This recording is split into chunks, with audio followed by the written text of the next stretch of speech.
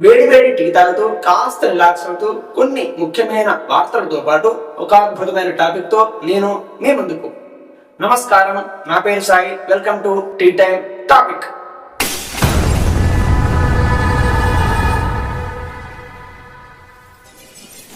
ముందుగా ఈరోజు అనగా మార్చి 11వ తారీఖు బుధవారం నాటి ముఖ్యమైన వార్తలు చూద్దాం.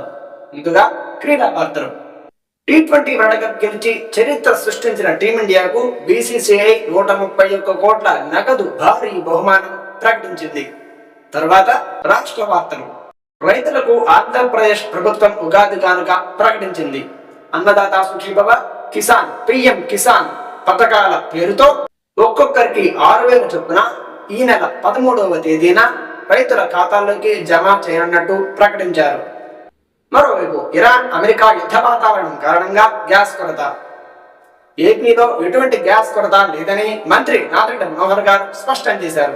రాష్ట్రంలో ఎలాంటి గ్యాస్ కొరత లేదని, ప్రజలు ఆందోళన చెందవద్దని ఆయన స్పష్టం చేశారు. ఇక వార్తల తర్వాత ఎంతో ఆసక్తిగా ఎదురు చూస్తున్న మన స్పెషల్ టీ టైమ్ టాపిక్. మీ చేత ఉన్న టీ తాగుతూ నేను చెప్పబోయే స్పెషల్ టాపిక్ ని వినండి. ఈ రోజు సాక్షాత్తు పరమేశ్వరుడు కొలువైన కైలాస పర్వతం గురించి తెలుసుకుందాం. ప్రపంచంలోనే అత్యంత ఎత్తైన శిఖరం ఎవరెస్ట్.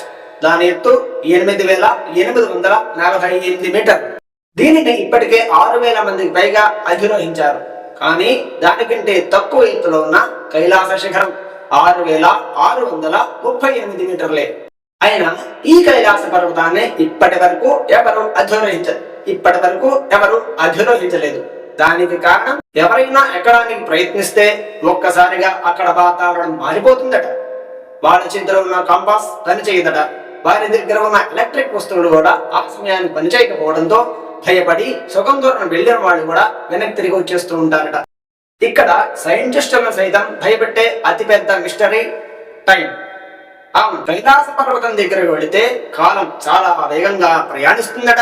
1999లో కొంతమంది రష్యన్ పర్వతారోహకులు ఆ పర్వతాన్ని అధిరోహించడానికి ప్రయత్నించారట. ఆశ్చర్యంగా ఒక్క రాత్రిలోనే వారి చేతి గోళ్లు, జుట్టు వారం రోజులకు పైగా పెరిగిపోయినాయట.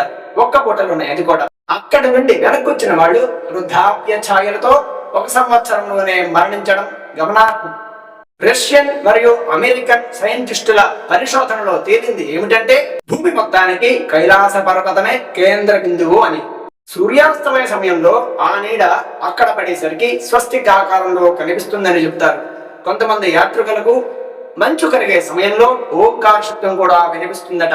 అలాగే ఆ కైలాస పర్వతం శివలింగాకారంలో ఉండటం కూడా పెద్ద ఆశ్చర్యం కలిగించే విషయమే. మరి ఇది సైన్స్ కాదని రహస్యమా, లేక పరమేశ్వరుడి మహిమ?